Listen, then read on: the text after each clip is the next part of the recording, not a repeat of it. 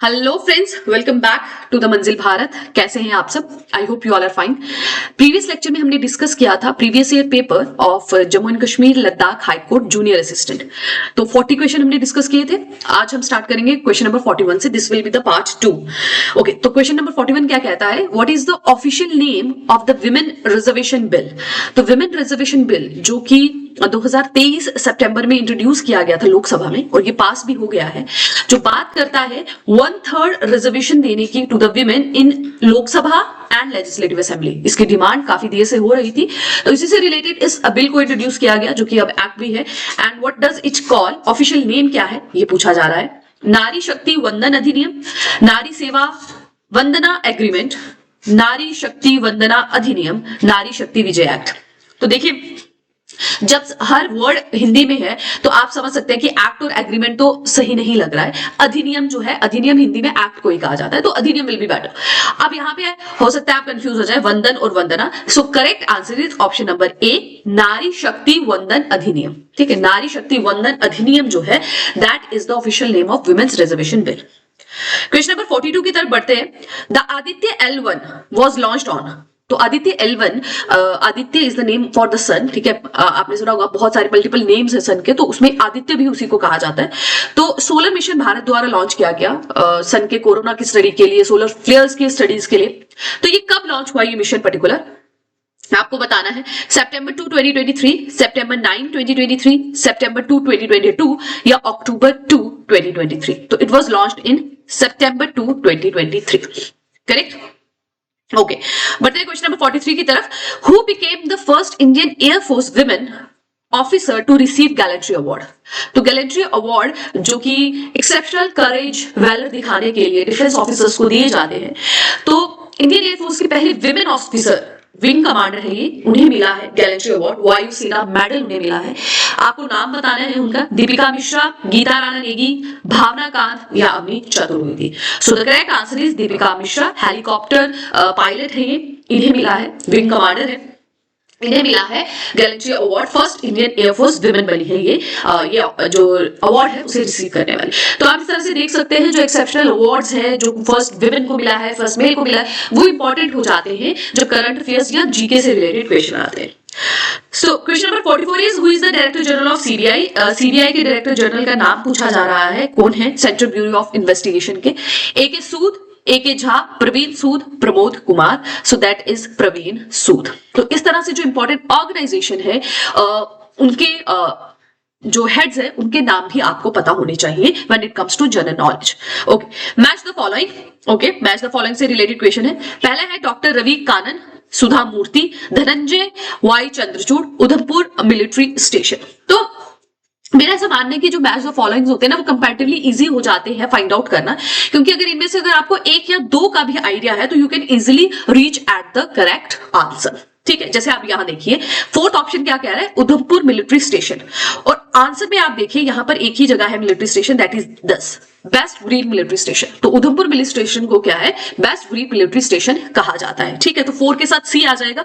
तो यहां आप देखिए 4 के साथ सी, आपका सिर्फ सी और डी में है, तो आपका ए एंड बी तो पहले ही एलिमिनेट हो जाता है। ठीक है, तो 4 will be go with the C. ठीक है, अब आपको सी और डी में से आपको देखना है। करेक्ट, तो सी और डी में से आपको करेक्ट आंसर को देखना है। तो सबसे पहले आता है डॉक्टर रवि कानन। ठीक है, डॉक्टर रवि कानन, उन्हें अवार्ड रिसेंटली मिला था, रेमन मैगसे अवार्ड। ये जो रेमन मैगसे अवार्ड है ना, ये बहुत इंपॉर्टेंट है क्योंकि इसको नोबेल प्राइज ऑफ एशिया भी कहा जाता है। एशिया कॉन्टिनेंट में जो भी इंपॉर्टेंट पर्संस है जिन्होंने कुछ एक्सेप्शनल काम किया है डिफरेंट फील्ड्स में, सोशल सर्विसेज में, उनको ये अवार्ड जो है वो दिया जाता है। ठीक है, तो एनुअल अवार्ड है, पीपल और ऑर्गेनाइजेशन के कॉन्ट्रीब्यूशन को ये रिकॉग्नाइज करता है। आपको ध्यान रखना है कि इसको एशिया का जो है नोबेल प्राइज भी कहा जाता है, तो आप याद रखिएगा इसको नोबेल प्राइज भी कहा जाता है एशिया का इसको। ठीक है, सो 1 will go with the D. तो यहां आप देखेंगे दोनों में 1 डी के साथ है। ओके, नेक्स्ट इज सुधा मूर्ति। तो सुधा मूर्ति जो है उन्हें मिला है ग्लोबल इंडिया अवार्ड। ठीक है, तो 2 will go with the A. So correct answer हमारा ऑप्शन नंबर सी हो जाएगा। ठीक है, second will go with the A. So Dhananjaya Y Chandrachud goes with the global leadership। Clear हो गया? So option number 4 question number 45 का करेक्ट आंसर है option number C. Okay, next is who was the chief guest for the 74th republic day 2023 at New Delhi. तो 2023 में जो Republic day parade हुई थी वहां का चीफ गेस्ट पूछा जा रहा है। ऑल्दो जब इस तरह के क्वेश्चन आते हैं तो पुराने गेस्ट आपसे नहीं पूछे जाएंगे, रीसेंट पूछे जाएंगे। तो अभी रिसेंटली जो 76 हमारा रिपब्लिक डे हुआ है, ठीक है, उसमें कौन थे चीफ गेस्ट, ये आप मुझे कमेंट सेक्शन में बताएंगे। ठीक है, किस कंट्री से थे ये मैं आपको हिंट दे देती हूँ। That was from Indonesia. Indonesia से हैं वो। ठीक है, इंडोनेशिया के प्रेसिडेंट को बनाया गया था। कौन है वो आप मुझे कमेंट सेक्शन में बताएंगे। ठीक है, तो इस तरह से क्योंकि रिसेंटली हुआ है और मार्च तक आपका एग्जाम होगा तो आपके लिए इंपॉर्टेंट हो जाता है कि 26 जनवरी में अगर कोई स्पेसिफिकली पहला टैब्ल्यू जो है इंट्रोड्यूस किया गया है वो भी आपके लिए इंपॉर्टेंट हो जाता है। 26 जनवरी की थीम है अगर, तो वो भी आपके लिए इंपॉर्टेंट हो जाती है। चीफ गेस्ट है वो भी आपके लिए इंपॉर्टेंट हो जाते हैं, उसमें से क्वेश्चन जो है डिराइव होते हैं। फाइन, बढ़ते हैं क्वेश्चन नंबर 27 की तरफ। Okay, APPU Asia Pacific Postal Union, आपको बताना है कौन सा करेक्ट नहीं है, नॉट। ठीक है, okay. Bhim is Bharat interface for money, UPI is unilateral payment interface. तो ये तो यूपीआई तो आप डेली बेसिस पे बहुत ज्यादा यूज करते हैं। यूनिलेटरल पेमेंट सिस्टम इसे बोला गया है। और BEAMS is budget estimate allocation and monitoring system. तो UPI is unified payment interface, not unilateral in payment interface. ठीक है, यूनिलेटरल नहीं है, यूनिफाइड है। तो इसका मतलब हो गया ऑप्शन नंबर सी जो है वो हमारा इनकरेक्ट है। Which union minister launch the Agnipath scheme. तो डिफेंस सेक्टर में इस स्कीम को लॉन्च किया गया था। किनके द्वारा ये लॉन्च किया गया? Shrimati Nirmala Sitharaman, Shri Rajnath Singh, Shri Amit Shah, Shri Arjun Ram Meghwal. So the correct answer is option number C, Shri Amit Shah. Home minister द्वारा ये लॉन्च किया गया था। So correct answer will be option number C. Next is match the following. ये कुछ एक्सरसाइजेस दी गई है, उनको आपको करेक्ट ऑप्शन के साथ करना है। सो पहला है Veer guardian 2023, Varuna, cyclone 1 and Tarkash. So Varuna is the military exercise between India and French. ठीक है, इंडिया और फ्रांस के बीच में जो नेवल एक्सरसाइज होती है उसे वरुणा कहा जाता है। ठीक है, और वीर गार्जियन जो है वो है इंडिया और जापान के बीच की जो एक्सरसाइज है उसे कहा जाता है, just a second, yes, B will go with the C. ठीक है, तो 1 के साथ सी है, 2 के साथ डी है, तो ये हमारा एक ही ऑप्शन बनता है, that is option number D. ठीक है, तो साइक्लोन 1 जो है it will go with the Indian army and Egyptian army, और 4 goes with the Indian NSG and US special operation forces. ठीक है, तो इस तरह से जो मैच द फॉलोइंग होते हैं, 1-2 अगर आपको पता है तो you can easily reach at the correct answer. Question number 50 is which of the following bills government have introduced in the Lok Sabha to replace the existing criminal laws in India. तो भारत में जो criminal laws है उसको replace करने के लिए कोई bill जो है इंट्रोड्यूस किया गया है गवर्नमेंट के द्वारा, वो आपको बताना है कि क्या है। भारतीय न्याय संहिता, भारतीय नागरिक सुरक्षा संहिता, भारतीय साक्ष्य bill, all of the above. So that is called भारतीय न्याय संहिता। भारतीय न्याय संहिता जो है वो कहा जाता है, जो नया क्रिमिनल बिल इंट्रोड्यूस हुआ है उसे कहा जाता है Bharatiya Nyaya Sanhita. Option number A is the correct answer. बढ़ते हैं रिमेनिंग 30 क्वेश्चंस की तरफ जो कि इंग्लिश से रिलेटेड है। So question number 51 is it gives me immense pleasure that you to the party. आपको इसमें अप्रोप्रिएट वर्ड को जो है वो फिल करना है। It gives me immense pleasure to invite you to the party, for inviting, in inviting, biting. तो the correct answer will be option number A. ठीक है, फॉर इन्विटेशन तो ग्रामेटिकली रॉन्ग हो जाएगा। ठीक है, तो टू इनवाइट क्यों आएगा? क्योंकि यहाँ पे आपको एक इन्फिनिटिव टर्म की जरूरत है जो वो रीजन बताए कि why it feels immense pleasure. ठीक है, इमेंस प्लेजर क्यों होता है? So it gives me immense pleasure to invite you to the party. Correct answer will be the option number A. Next is which is the correct form of idiom used in the sentence. आपको बताना है इनमें से कौन सा correct idiom है जो sentence में यूज किया गया है। He don't know the ABC of mathematics. He doesn't know the ABC of mathematics. He doesn't know the ABC of mathematics. He do knows the ABC of mathematics. तो आप एक बात याद रखिए कि जो थर्ड पर्सन होता है, जैसे he हो गया, he हो गया आपका, ठीक है, she हो गया, या फिर हो गया आपका, जस्ट अ सेक, she हो गया या फिर हो गया it। ठीक है, थर्ड पर्सन के साथ आप जो है प्रेजेंट टेंस में, प्रेजेंट सिंपल टेंस में एस या ईएस का इस्तेमाल करते हैं, ठीक है। तो डू यूज नहीं होगा, वहां डज यूज होता है, ठीक। तो पहले आपका ये वाले तो ऑलरेडी गलत हो जाएंगे, क्योंकि ही है, थर्ड पर्सन है, तो डज आएगा। अब एक जगह है ही डजंट नोज और एक है ही डजंट नो, तो correct will B he doesn't know the ABC of mathematics, ठीक है। नोज के साथ नहीं आएगा, यहां पे आ गया, अब यहां पे नो आएगा। The correct answer is option number C. Question number 53 is abstract noun form of see is. Abstract noun, noun क्या होता है? किसी पर्सन, प्लेस या थिंग का नाम। एब्स्ट्रैक्ट नाउन क्या हो गया? जो कोई फिजिकल एंटिटी नहीं है, ठीक है, वो किसी फिजिकल एंटिटी का नाम नहीं है, वो किसी क्वालिटी का नाम है नाउन ही बट क्वालिटी का नाम है, ठीक है। जैसे आप बोलते हैं हैप्पी, ठीक है, हैप्पी जब आप किसी टर्म में यूज करते हैं तो दैट बिकम द एडजेक्टिव, है ना, कि ही इज हैप्पी, ठीक है, ही इज वेरी हैप्पी, तो वो उसका और ज्यादा मतलब हो गया, एडजेक्टिव हो गया, ठीक है। सो हैप्पीनेस जब आप बोलते हैं तो हैप्पीनेस इज अ नाउन, ठीक है, खुशी है वो। सो उसी तरह से सी जो है, सी इज अ वर्ब, तो देखना आप उसका एब्स्ट्रैक्ट नाउन के फॉर्म में आप जब आप उसको कन्वर्ट करेंगे तो क्या बन जाएगा? साइट, सीन, सॉ या seen. So that will be sight, दृश्य, ठीक है। तो सी का जो एब्स्ट्रैक्ट नाउन है that is sight. Next is which among the following means understand fully. आपको पूरी तरह समझ आ गया, तो इसी का सिनोनिम आपसे पूछा जा रहा है। आप अप्रीहेंड, प्रिटेंड, डिस्कस, कॉम्प्रीहेंड, ठीक है। तो अंडरस्टैंड फुली का मतलब होता है कॉम्प्लीमेंट। डिस्कस का तो मतलब है जब आप किसी चीज को डिस्कशन में लाते हैं। Pretend when you try to prove something, है ना, प्रिटेंड करना।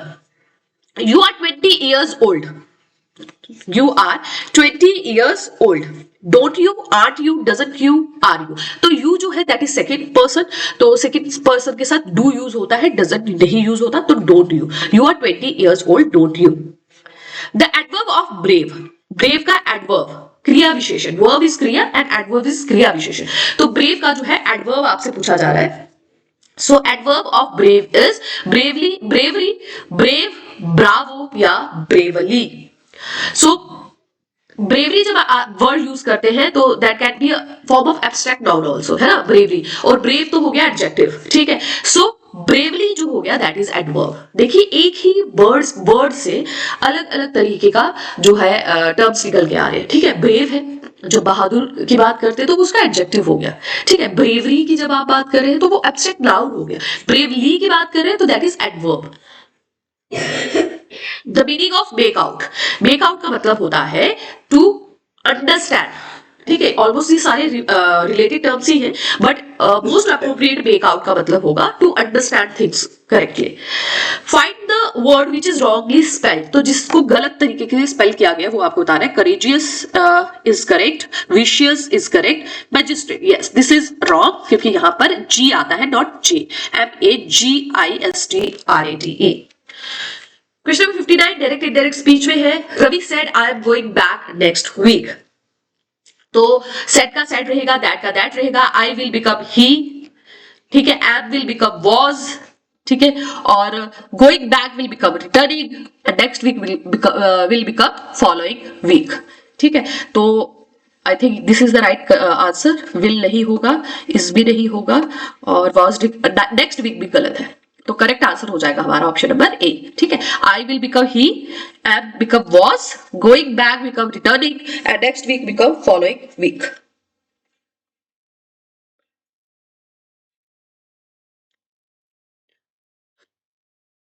Next is question number 60। What is the antonym of predecessor. Predecessor का एंटोनिम वेरी इजी, प्रीडिसेसर जो पहले आता है, और जो बाद में उसका ऑपोजिट होगा जो बाद में आता है, दैट इज एंसेस्टर, तो हो गया पूर्वज, है ना। सो दैट इज सक्सेसर। एक हो गया प्रीडिसेसर, एक हो गया सक्सेसर। प्रीडिसेसर जो पहले आया और सक्सेसर जो बाद में आया।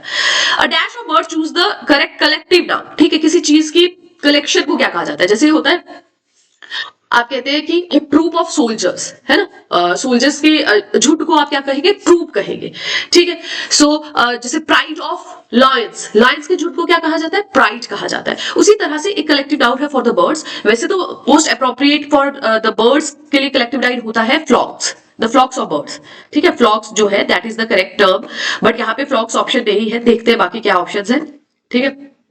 सो फाइट, फाइट तो नहीं हो सकता, फाइट तो हो गया लड़ाई, सो इसको एलिमिनेट करते हैं। फ्लाइट, फ्लीट या pack, so the correct is flight, ठीक है। Flight of birds. The officer dash 5 minutes अगो, अब देखिए 5 मिनट्स अगो की बात हो रही है, यानी कि पहले, 5 मिनट पहले, तो यानी कि पास्ट टेंस है, ठीक है। हैड गॉन नहीं होगा, पास्ट परफेक्ट आ रहा है यहाँ पे, हैज गॉन नहीं होगा, प्रेजेंट परफेक्ट की बात हो रही है, इज गॉन तो हो ही नहीं सकता, ये तो प्रेजेंट टेंस की बात है। वेंट, ठीक है, the officer went 5 minutes ago, the correct will be option number C. Question number 63, the synonym of complacent. Complacent की सिनोनिम्स आपसे पूछा जा रहा है, तो कॉम्प्लेसेंट का मतलब होता है खुद में आप एक तरह से कहें संतुष्टि होना, दैट इज सेल्फ सेटिस्फाइड, ठीक है, अपने आप में संतुष्टि होना, self satisfied. Question number 64, what you were saying he is the best man for the job. ठीक, किस बेस पे आप कह रहे थे कि वो पर्सन जो है बेस्ट पर्सन है जॉब के लिए, तो in response, in spite, apropos, instead. तो here will be the correct answer is a propose, मतलब on what basis you were saying कि he is the best man. A person who starts a legal action against somebody in the court of law. अब देखिए ये English based question है, लेकिन इसमें भी आपको कहीं ना कहीं उन्हीं टर्म्स को पूछा जा रहा है जो कोई कोर्ट में यूज होती है। तो जब इंग्लिश की बात हो रही है जो 30 मार्क्स की आपको आएगी, या फिर स्पेशल जॉब अवेयरनेस से रिलेटेड क्वेश्चन की बात है, तो उसमें टर्मिनोलॉजीज बहुत इंपॉर्टेंट हो जाती है जो कोर्ट में यूज होती है, ठीक है, क्योंकि इंग्लिश टर्म्स में है तो उनका भी कोई स्पेसिफिक टर्म्स जो है स्पेसिफिक पर्संस के लिए यूज होती है, ठीक है। तो इंग्लिश में भी वैसे क्वेश्चंस आपको पूछे जाएंगे, जैसे यहां देखिए क्या पूछ रहे हैं कि एक पर्सन जो कि लीगल एक्शन स्टार्ट करता है किसी के अगेंस्ट, मतलब आप जा रहे हैं और आप किसी पे केस कर रहे हैं कोर्ट पे, तो आपको क्या कहा जाएगा, हु यू आर। प्रोसिक्यूटर, भाई प्रोसिक्यूटर तो नहीं हो सकते, प्रोसिक्यूटर तो गवर्नमेंट के द्वारा जो अपॉइंट किए जाते हैं लॉयर वो होते हैं, ठीक है, क्योंकि सबको न्याय मिले उसके लिए, क्योंकि सब लोग अफोर्ड नहीं कर सकते एडवोकेट, तो पब्लिक प्रोसिक्यूटर्स होते हैं जो गवर्नमेंट अरेंज करके देती है, गवर्नमेंट के तरफ से जो आपको लॉयर्स मिलते हैं। एडवोकेट तो हो गया लॉयर, ठीक है। देन डिफेंडेंट कौन हो गया कि जिसपे इल्जाम लग रहा है वो उसे डिफेंड कर रहा है ना, अपने जो इल्जाम को है डिफेंड करना, डिफेंडेंट हो गया। तो जिसने केस किया है उसे क्या कहते हैं, ठीक है, दैट इज प्लेंटिफ, प्लेंटिफ, ठीक है। प्लेंटिफ और पिटिशनर भी इसी को कहा जाता है, ठीक है। पिटिशनर, आप पिटिशन करते हैं किसी पे, केस करते हैं, तो यू आर अ पिटिशनर, और उसी का दूसरा टर्म है प्लेंटिफ, करेक्ट। चलिए बढ़ते हैं आगे। A conflict of claims that has given rise to the subject of litigation. तो ऐसा कॉन्फ्लिक्ट, ऐसा मतभेद जो कि फाइनली किसी तरह से लीगल आप एक तरह से कहें लिटिगेशन पे चला जाता है, कि केस वगैरह हो जाता है, कोर्ट पे चला जाता है, तो उसे क्या कहते हैं, डिक्री, डिस्प्यूट, एग्जीक्यूशन, एफआईआर। तो एफआईआर क्या है, वो तो फर्स्ट इंफॉर्मेशन रिपोर्ट है, ठीक है, दिस इज नॉट, ठीक। एग्जीक्यूशन, किसी चीज को एग्जीक्यूट करना, लागू करना, ठीक है। डिस्प्यूट, डिस्प्यूट होता है मतभेद, ठीक है। तो कॉन्फ्लिक्ट ऑफ क्लेम्स यानी कि एक डिस्प्यूट, कॉन्फ्लिक्ट ऑफ क्लेम्स क्या हो गया, डिस्प्यूट हो गया जो कि फाइनली लिटिगेशन को राइज करता है। The act of making false documents, ठीक है, देखा होगा आपने बहुत बार लोग फॉल्स डॉक्यूमेंट्स बना देते हैं अपनी क्वालिफिकेशन के बेस पे, अपनी कैटेगरी कास्ट के बेसिस पे, ठीक है, उनके सर्टिफिकेट के बेसिस पे। तो फॉल्स डॉक्यूमेंट्स के बनाने को क्या कहा जाता है, गार्निशी, फॉल्सहुड, फ्रॉडरी, फ्यूमिगेशन। तो फ्यूमिगेशन तो आप पहले एलिमिनेट करें, फ्यूमिगेशन का मतलब होता है किसी चीज को स्टरलाइज करना, ठीक है, जहां पे आप फॉर्मिक एसिड का यूज करते हैं, रूप को स्टरलाइज करते हैं, that is called fumigation. Falsehood हो गया झूठ बोलना, ठीक है, बट डॉक्यूमेंट से रिलेटेड जो टर्म है दैट इज फ्रॉडरी, ठीक है, उसे फ्रॉडरी कहा जाता है। Forgery is the act of making falsehood documents, ठीक है। गार्निशी क्या होता है कि जब दो पार्टीज के बीच में कोई डिस्प्यूट हो, स्पेसिफिकली फाइनेंशियल डिस्प्यूट, तो एक कोर्ट जो है थर्ड पार्टी को जो है अपॉइंट करती है, जो कि उनके फाइनेंशियल डिस्प्यूट को ना सॉल्व करने के लिए एक से जो है फाइनेंस लेके दूसरे को देकर सेटल आउट कर सके, अ न्यूट्रल थर्ड पार्टी आप एक तरह से समझ ले, दैट इज कॉल्ड गार्निशी, ठीक है। तो फाइनेंशियल डिस्प्यूट को सेटल आउट करने के लिए जो थर्ड पार्टी अपॉइंट की जाती है that is called garnishee by the court itself. Dash refers to the legal authority or power of court to hear or decide cases. तो जजेस के पास, कोर्ट के पास अथॉरिटी है कि वो लीगल केसेस को सुन सकते हैं, उनको डिसाइड कर सकते हैं, फैसला कर सकते हैं, तो उसे क्या कहा जाता है, कस्टडी। कस्टडी तो हो गया जो पुलिस के कंट्रोल में जो पर्सन दिए जाते हैं, क्रिमिनल्स दिए जाते हैं, उनको कहा जाता है कस्टडी। जुवेनाइल हो गया minor. Assembly is the group of people assemble हुए। जुरिस्डिक्शन, जुरिस्डिक्शन जो हो गया कि ये हो गया कि हाई कोर्ट की अपनी जुरिस्डिक्शन है, अब हाई कोर्ट उन्हीं केसेस पे जो है डिसाइड कर सकते हैं या उन्हीं केसेस पे एक्ट कर सकते हैं जो कि with in the boundary of the state है ना, वो किसी और स्टेट के केसेस को हैंडल नहीं कर सकते, उनको हेयर नहीं कर सकते, ठीक है। तो उनकी जुरिस्डिक्शन डिस्ट्रिक्ट है, डिस्ट्रिक्ट कोर्ट जो है, सबऑर्डिनेट कोर्ट जो है, उनका काम सिर्फ उनके बाउंड्री तक, उस डिस्ट्रिक्ट की बाउंड्री तक ही होता है, ठीक है। वो उस डिस्ट्रिक्ट के बियॉन्ड जाके केसेस हेयर नहीं कर सकते, ठीक है। तो दैट इज कॉल्ड जुरिस्डिक्शन, जो उसकी लीगल अथॉरिटी है एक कोर्ट की केसेस को हेयर करने की और डिसाइड करने की।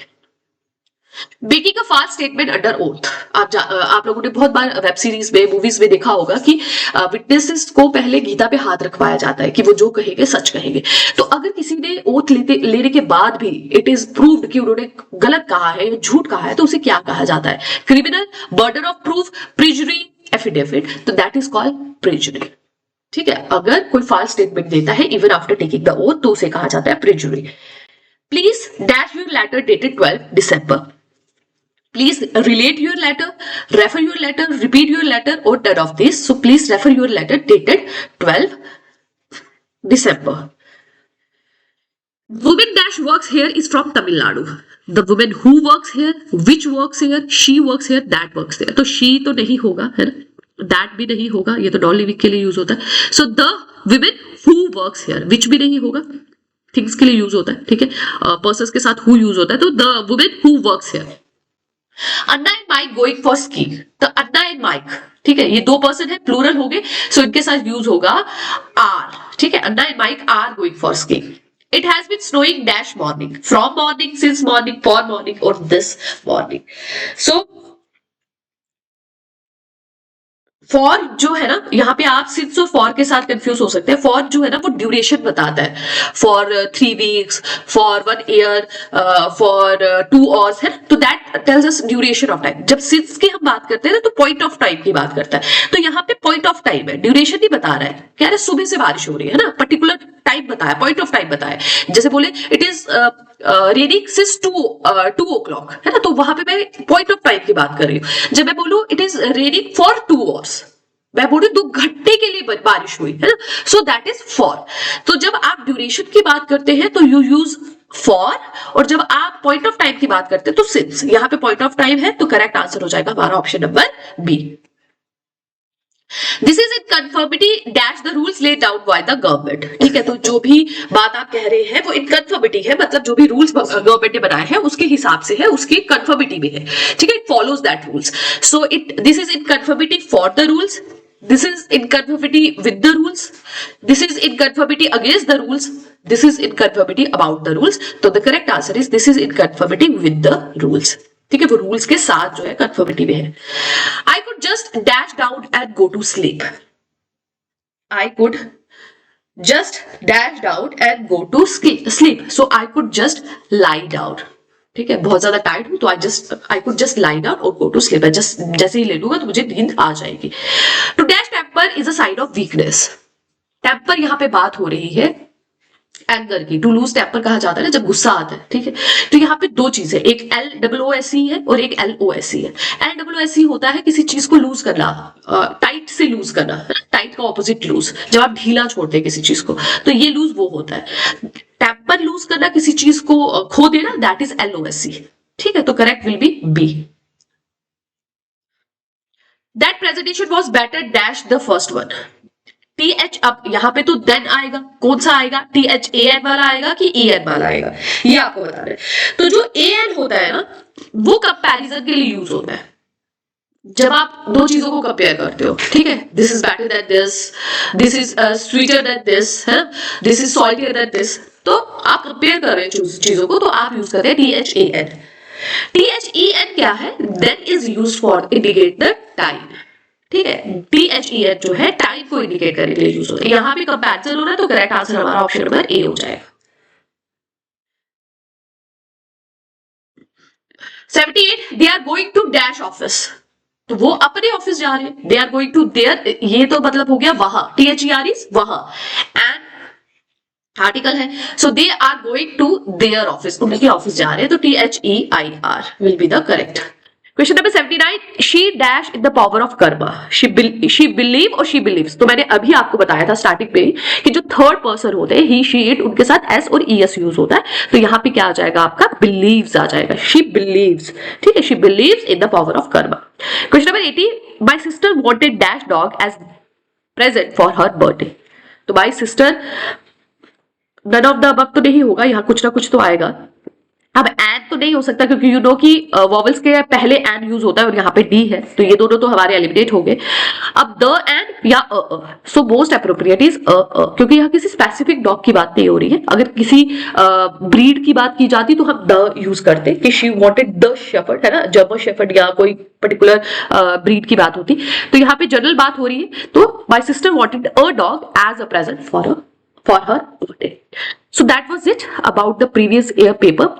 If you want, आप मुझे कमेंट सेक्शन में जरूर बताएं, मैं आपके लिए प्रैक्टिस सेट लेके आऊंगी फॉर द जूनियर असिस्टेंट जो एग्जाम आपका अप्रोचिंग है, जिसपे हम डिस्कस करेंगे जो भी इंपॉर्टेंट पिछले ईयर के 2024 में जो भी इंपॉर्टेंट जनरल नॉलेज के या करंट अफेयर्स के क्वेश्चन हैं जहां से आपको क्वेश्चन पूछे जा सकते हैं, मैं उस पर आपके लिए प्रैक्टिस सेट लेके आऊंगी। If you want that please tell me in the comment section. So that is it from my side. Thank you very much. Take care and keep working hard.